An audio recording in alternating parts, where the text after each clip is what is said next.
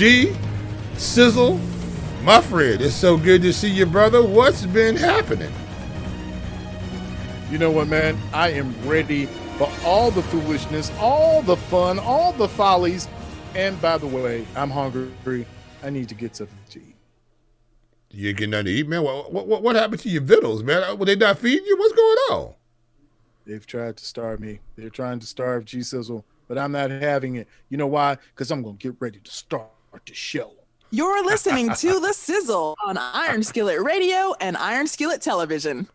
You know what it is. You know who it is. It's The Sizzle here on Iron Skillet Radio, Iron Skillet Television. We are the talk of the 219. And look, we've got some hot topics coming up. So just jump into it right now. Yeah. Jay, are you ready for the hot 5 and 5? Let's get ready to do it, bro. You ready? Man, I'm ready for 4 and 6 in the middle. That's 5. Let's get it.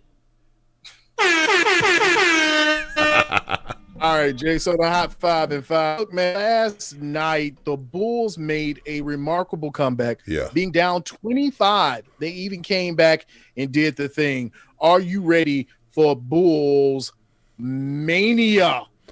Obviously, I'm not ready because yesterday I said the Bulls was up by 20. I don't know where that came from because I actually was watching the game. So, I guess so. Yeah, I'm ready for Bulls mania. Let's go get it. Yeah, okay.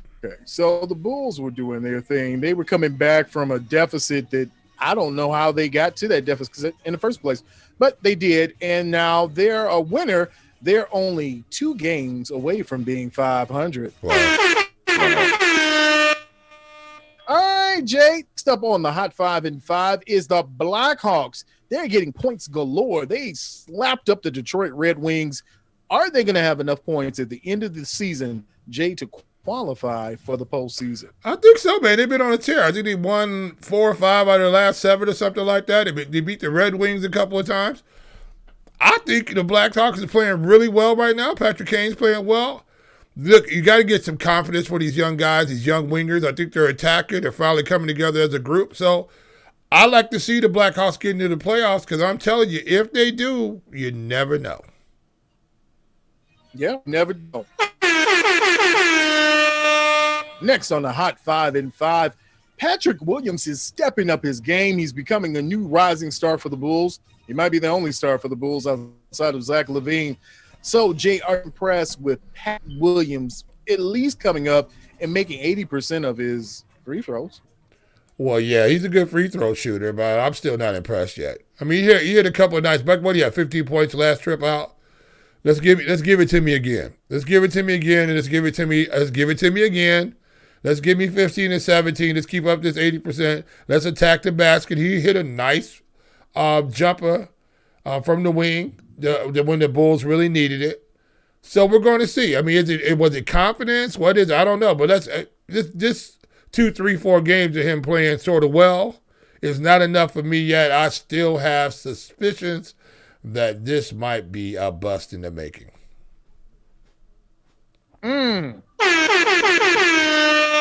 All right, well, let's talk about the chaos in the making. The chaos in the making is really the Bulls bench.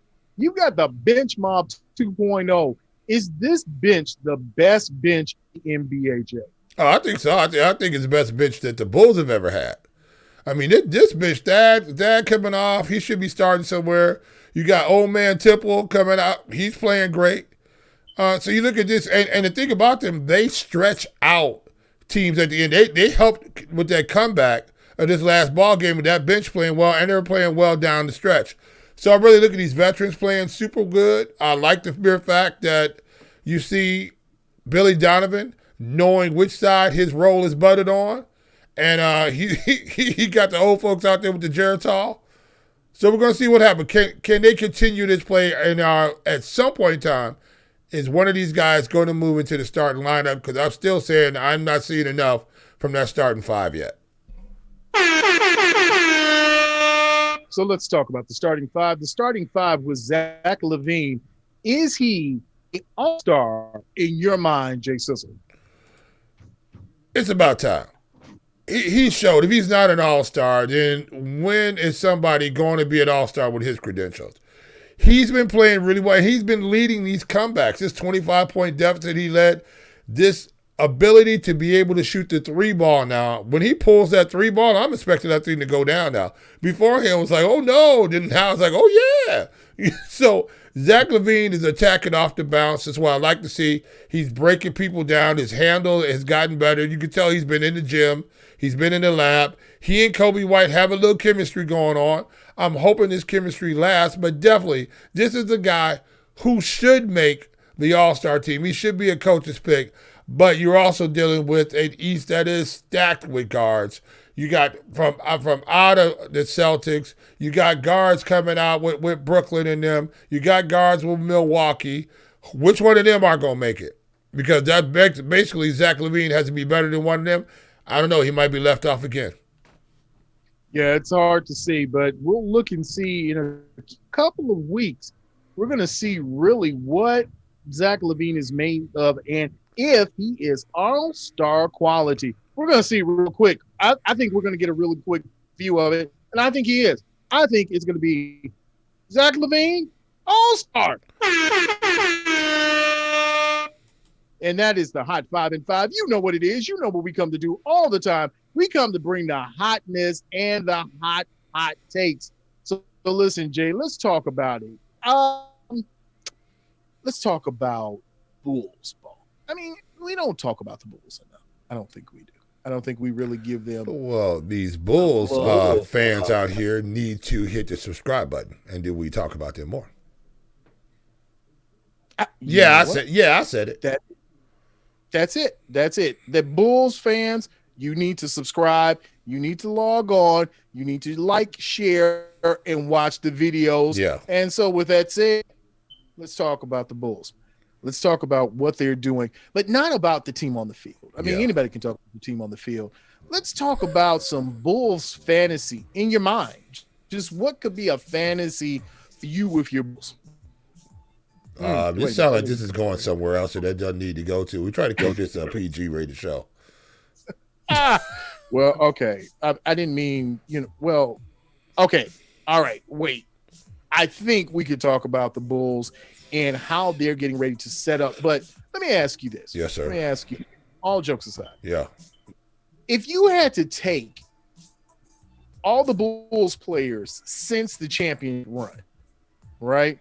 You had to put all of them together and come up with a starting 5 or your greatest team. What would be your starting championship team for a Bulls team that is devoid of Scottie Pippen, Magic? Oh, good grief. I was thinking about Thadric Johnson, which is that young. But Thadric?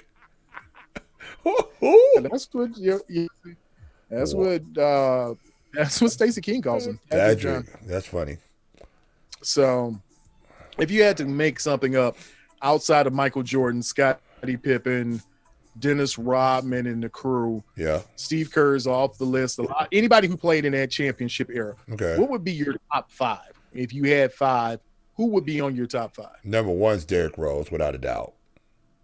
Okay. Without a doubt, Derrick Rose is the first one on the list. And then I got to start reaching around a little bit. Then you got to start reaching around. Now you got to start going back. Because a lot of times people poo-poo on the Bulls of old. They poo-poo on the guys back in the day. Guy who I was in love with was Bob Love. Okay. See how I worked that out in there? I like how you did that. I like what you did there. This guy was one of the first true, strong power forwards that had the speed of a 2-guard. This guy could break you down. He could play, and he was a great defender. We forget about these teams out of the 70s. We forget about the Jerry Sloans back in the day when we were growing up and the Bulls were on Channel 9 and you didn't even know what time they were coming on. They just happened to pop up on your TV. So I like a Bob Love.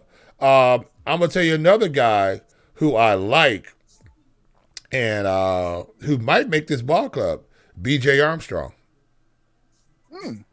Interesting. B.J. Armstrong, people snooze on B.J. Armstrong. B.J. Armstrong was a stalwart. Now, he was on that first run of the championship team, so I might not be able to put him on, but he wasn't started, though, right? B.J. was in that early group, though, right? In that first, that first one, right? Right. So I mean, you look at that. You like a Kirk Heinrich in there all time. Okay. All right. Yeah. All right. I like You still got me. We're at what, 3 now? three So, now. yeah. We forget. We forget so him. Well, see, the guys we can't get now. We can't put in Horace Grant because he was on the championships. But we can go get Artis Gilmore, one of the true great big men that the Bulls have ever had. Okay. One of the greatest big men, and he had the greatest goatee we've ever seen in life, with the mutton chops on the side of it.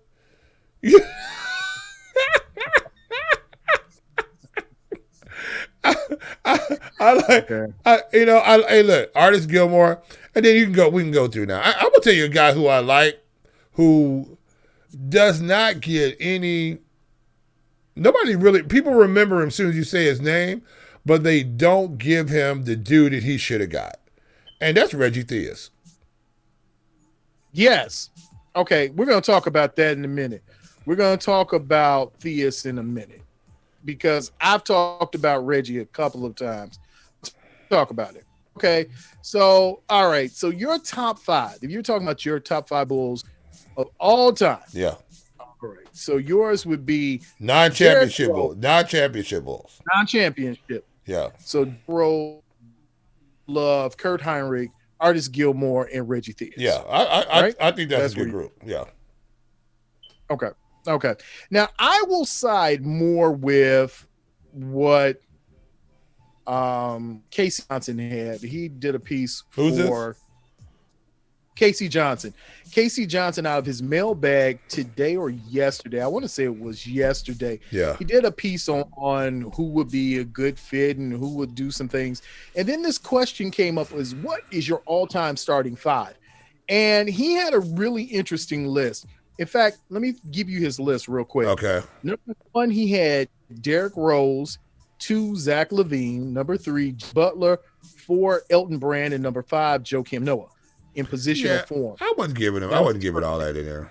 I don't want, because here's the thing you got to do. I don't want to take the guys from the modern era because basketball developed to this. It's just like taking the F1 racers from the 1960s and then putting them out and then saying, well, by far, the racers of today are better. Well, they got far better equipment. They're far better trained than them. You have to go to the era. Who was dominant in their era? You know what I'm saying? And so, yeah, any of these guys that play, any Joakim Noahs, those guys will be better than any of those guys from the past because those guys in the past had never seen the moves that they were able to do. They have never seen the workouts that they've been able to do. Never had the nutrition. These guys were smoking cigarettes in the locker rooms in the 70s.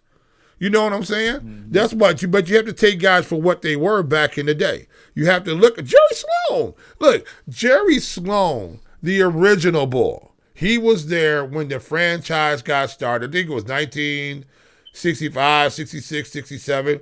He was the first one. He was the first Bull to have his jersey retired, Jerry Sloan. And he was one of the best coaches the Bulls have ever had. There's a guy who does not get to run it. Jerry Sloan was a great basketball player. But you got to look at where these guys now, like Zach LaVine right now. Zach LaVine going to make an all-star team? Jerry Sloan did. You know what I'm saying? Would Zach LaVine be great back in the 60s? Well, yeah, I'd be great back in the 60s playing basketball. You know what I'm saying? We have to look at his second group. His second group was Kurt Heinrich, Ben Gordon, Luol Deng, and Tosh Gibson, and finally Pau Gasol. I see a theme running with that second group. I see that's that post Jordan.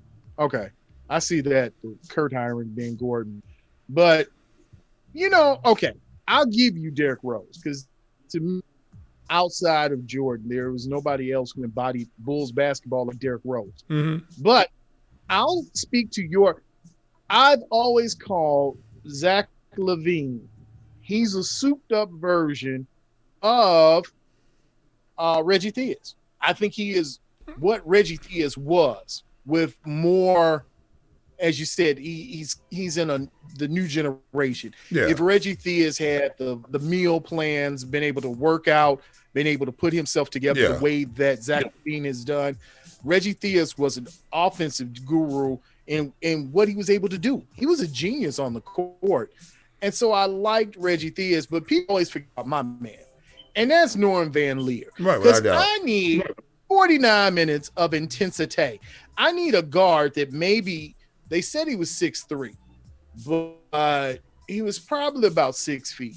And he was all beard. He looked like Bill Cosby in a Bulls uniform. That's, if you don't know who Norm Van Leer is, do some research and you'll find out who Norm Van Leer is. But I didn't put my team in positions like Casey Johnson. I didn't go by position. But if anything, I got to go Derrick Rose, Norm Van Leer, and I'm going to throw in Jerry Sloan.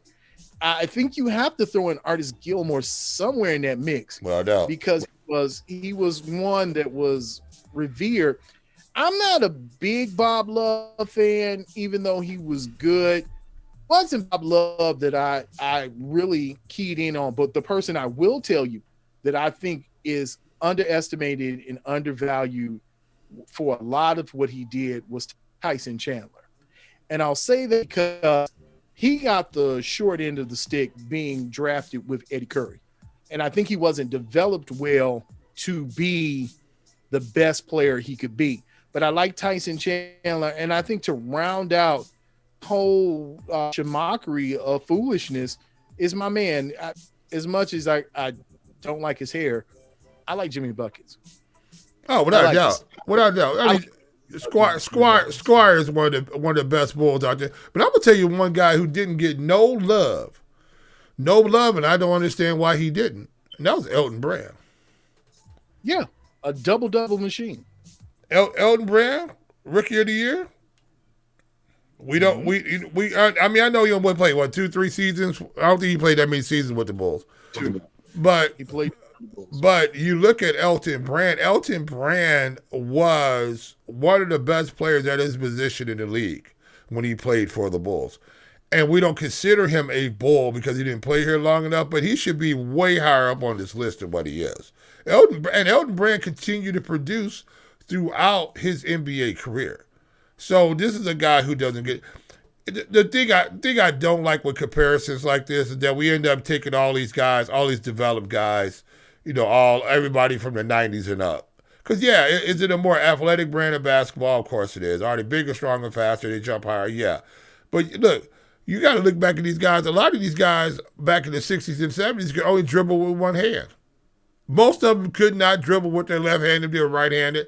They'd cross over. But most of them, if they were dribbling with their right hand and going left, they weren't crossing the ball to their left hand. They were just dribbling the ball in front of them. But that's how basketball was played back then. That's how it was played back then. You can't go by how you play basketball today. So some of those guys on the back end, they got to get love back in the day. That's why I love Artis Gilmore, because that man was massive. He was massive, he was strong, and he was scary because he had the big fro to go with it. You know what I'm saying? Because I think he looked like he could bench 800 pounds. Remember how big he was, how scary Artis Gilmore was? He was huge. And I don't think I ever saw him shoot a jump shot ever. Yeah, I don't think I did. Not that I can remember. No. Maybe somebody can remember shoot one over of him being a proficient jump shooter, but I don't remember. And I'm going to tell you what, though. 2 guards, man. That Norm Van Leer and that Jerry Sloan, you talking about putting the beat down on you? Oh, they might not have won the game, but they was going to win the fight. There's no doubt about that. Norm Van Leer would knock you into the next row. All this shimmy shaking and stuff going on right now, that wouldn't happen. That would happen with the Bulls alone. Nope. Let me ask you this, Joe. Yeah. I heard Kevin Garnett say that not the players in his generation or in his era would not be able to rock with these young boys now. Have no way of playing and getting on the court with them. And that kind of makes me wonder, so you're saying Big O and Russell and all of the greats, they couldn't play at all past the Jordan era. Here's the thing about it is we're looking at guys who've been developed from that area. That's like saying, Flojo wouldn't be able to run against the top sprinters of the day. You know what I'm saying? Or what was her name? Thea Gibson. Was that her? Wouldn't be able to run against the top players. Mm-hmm. Well, you were trained differently. They were running on cinder blocks. They were running on cinder back in the day. You know what I'm saying? They didn't have all the specialized everything you have. So yeah, you've been trained to be faster. But you can't say that if you took that same body type and you put them here, they were going to. And you can't say, go back and take, because there were big guys back in the day that didn't play basketball. There were 7-footers back in the day that didn't play basketball. 6'8" guys back in the day. Who knows? You might be in a kid who was so gangly all over the place that maybe you would have never developed. Because a lot of those guys never had opportunity to play multiple sports. They didn't play soccer. They didn't go to the little training stuff all year round. They didn't start playing basketball, at 7 or 8 years old in these AAU leagues and all. They didn't start doing that. So yeah, they weren't. Most of these guys were like me, who really never really played organized sports till you got to high school. They might have played a little baseball or something like that. I don't consider baseball organized sport. When you're younger, a lot of times that was just your mama signed you up because it only cost $37, and you. And you gave me something to do on Saturdays. But for the most part, most of these guys didn't really start playing organized baseball, basketball, or football until you got into high school. Most of these guys now, the Zach LaVines of the world, all these guys have been playing. Zach LaVine said he used to shoot 500 jump shots with his dad every night. When did he start shooting those 500 jump shots? I guarantee you he started shooting those jump shots 8 or 9 or 10 years old. When he saw he had some ability and his dad got him out there and got him shooting. So, look at the development of Stephen Curry. Curry got to be what he is because of his father. But his father was an NBA player. Curry was hanging around the NBA all of his childhood. So yeah, you become great when you practice it just like the rest of the guys. Well, of course.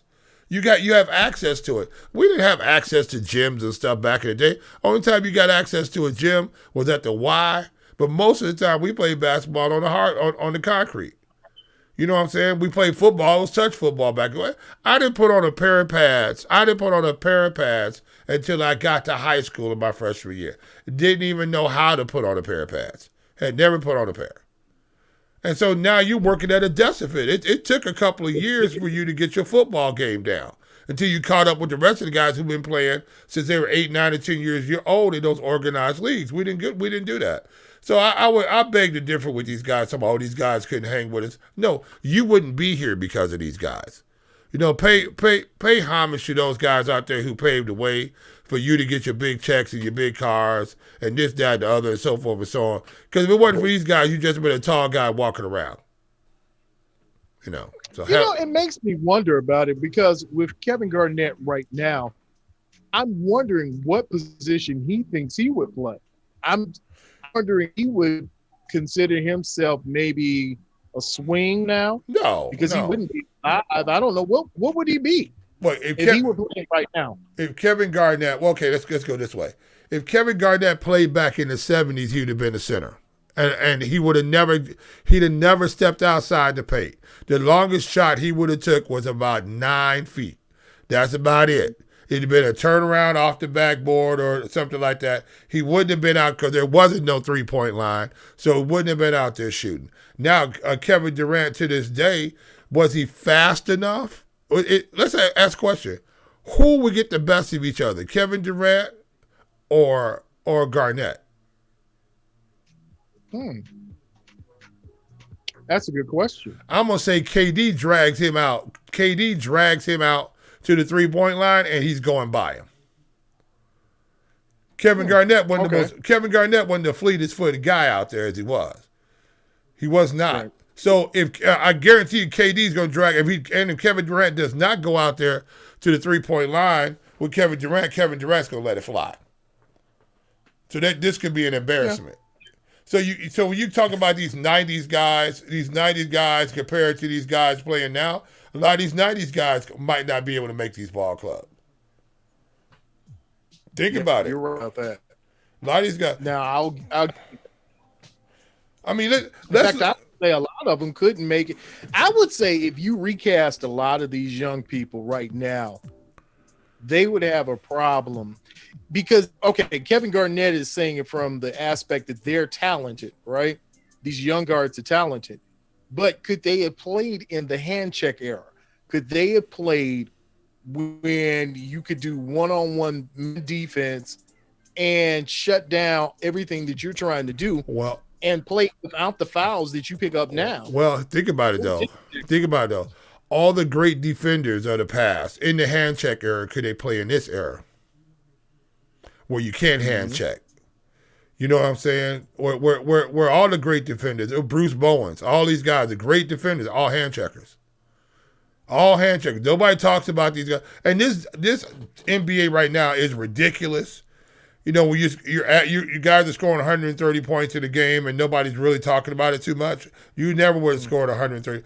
But those guys back in the day, they were able to hand check them. They were able to do all types of stuff to them that you couldn't do. They were grabbing them, coming through the lane, every other type of thing. But would those great defenders of the game back in the day, if they couldn't hand check, would they be great defenders? See, let's not talk trash and let's not put it on both sides. You understand? Let's not say I'm a great defender, but you're a great defender because you could do something that they couldn't do.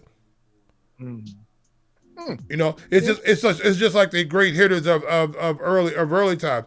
There was a time in baseball where you weren't allowed to throw a curveball. Couldn't throw a curveball. So all those guys who were hitting for 350 back in those days regularly because they were hitting straight fastballs. They were hitting straight fastballs back in there. Oh, we were great hitters. Look at that. We were trying to hit for who's that? It's not Ty Cobb. Who was that? That was going for 400 back in them a lot of time. I can't think of his name now. Not Carew. He's an older guy. Babe Ruth? No, not Babe Ruth. I think he was a fighter pilot. I can't think of his name right now. But anyway, he was hitting for 400, right? But the thing about it was, how come you don't have guys now flirting with 400 on a regular basis? Because you got to hit every nasty pitch that's thrown up there. You got 12 noon to 6 curves that are coming at you, sliders. They can move the ball all over the place. You know what I'm saying? So I'm looking right at this guy. I cannot call his name. That's a shame. And I'm a baseball guy. I don't know. It's 400. I got to find that one out. Let me find out. I'll go to the Bozo computer and find out. I can't think of his name right now. I'm looking right at him. I'm looking right at him. But I'm still okay. Maybe like Tom Bowinkle. Maybe there's some guys. And I'll even put it on. I'll say this. Maybe Jerry West could play with these young men now. There could be a lot of those guys who would not be able to play. The one that comes to my mind right now is Bill Laimbeer. I don't remember his amazing skill set at jump shooting. I remember Bill Laimbeer was a true force in the middle. Yeah. But right now, with the way the rules are set, I don't think Bill Laimbeer would be able to do what he does or what he did and be as effective now as he were in the early 90s when he was able just to really late 80s, early 90s be able to, in fact, more mid 80s where he was able to just abuse you and just have his way with you. That I don't think that came out. Yeah, well, you know, it all depends which movie you're watching. But look, I'm just looking through baseball. Right? Back in the early 1900s, right, the 1920s, in the early, you had Bruce Rogers, Hornsby. All these guys were hitting 400, 401, 403. Ty Cobb 400. You know, all these guys were hitting 400s. Were they better hitters than the guys today? No. Yeah. I don't. No. Well, what I'm saying is, but now, if somebody even flirts with 400 today, oh my God, somebody's been flirting with 400. You know what I'm saying? So the thing about it is, you can't take lists of players out of the era that they were in. Were those guys great hitters in the day? Yes, they were great hitters back in the day. You know why they were great hitters in the day? Because they stood in there and they didn't wear any helmets. And they got beaten upside the head and got concussions and all types. You know what type of bravery you got to stand in there? You know what I'm saying? To get hit upside the head with a fastball, you ain't got no helmet on. These guys today walk up there, they look like they are knights in shining armor. They got on I thought the only person that was supposed to be wearing those those shin guards were the catcher. They came up there with shin guards on, elbow pads. They got a full face mask on, a Rydell helmet with a chin strap. They're wearing chin straps on their helmets. You understand what I'm saying? Because they're worried about getting hit with a pitch. Those guys back in the day was smoking a cigarette when they walked up there to hit 400. It was a different game. So you can't look at these guys back in the 90s. Could they play back in this era? Yeah, well, if it wasn't for those guys in the 90s, those guys in this era wouldn't be there. If it wasn't the guys for the 60s, those guys wouldn't be here. You know what I'm saying? So, So ultimately, if you talk about just paying homage, you pay it Ted forward, Williams. just pay it to whoever was Ted Williams. Thank you. Yeah. The great Ted Williams. Great the Ted cryo Williams, yeah, fighter pilot, too. Former fighter pilot, too. Yes, sir. So let's get ready to wrap it up, Jay. Before we get ready to go, I know you want to leave the people with something hot. So leave the people with something hot, spicy, juicy, delicious. What do you want to tell the people? Wow. That used to be a name. I used to have that name. Oh, no, that's another story in another time. All right, y'all, look. We know you've been stuck in the house a little while now, all right? And you've been in the back of the freezer, okay? But you don't know what that is in that freezer bag. You ain't got an idea. You don't know, do you thaw it out? Do you fry it? Does it get fricasseed? Do you drop it in the slow cooker? You don't know what that is in that bag. Stop cooking the mystery meals for your family because you can't get out of the snow and go. Look, all that stuff in the back of the freezer, that's been there since 1972. You should have threw that stuff out. You ain't got no label on it. You don't know what it is, and it's past freezer burnt. It's past freezer burnt.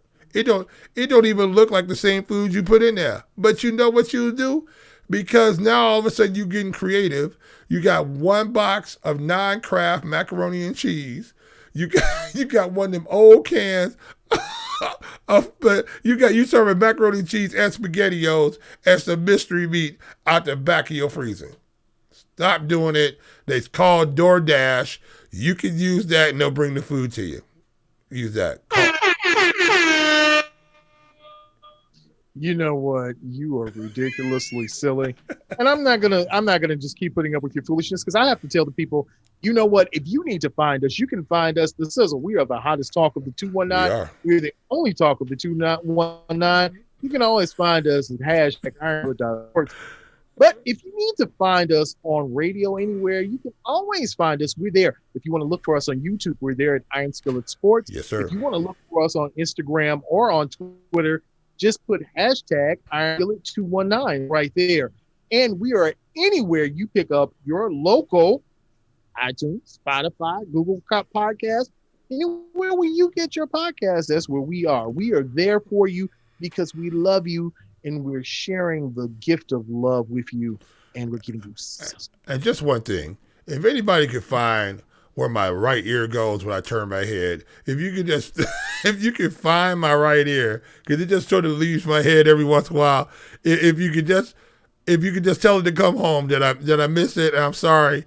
I didn't mean to cheat on it with the left ear, because the right ear has always been my favorite. You know what I'm saying? But every once in a while I turn my head and let's see, is it leaving me? Oh, now I won't do it. See, look at that. See, that's what I'm talking. Always, when you want them to do something, I can do my head all. Oh, there you go. See that? Look at that. Yeah, see that? I'm not going to do it with you. I'm not going to do it with you. Hey. You know what it is. You know who it is. Yo. We bring the entertainment. You just can't stop laughing and just saying hey in the middle of a closing. What is wrong with you? Hey, the music's playing. The music's playing. Get us to the credits. Hey, man, I'm just saying, look, you know who it is. You know what it is. It's the Sizzle here on Iron Skillet Radio, Iron Skillet Television. We are the talk of the 219. We are the hottest talk in the 19, and we will see you on the other side. In the 912? Get out of here. You get out of here, you guy, you silly man.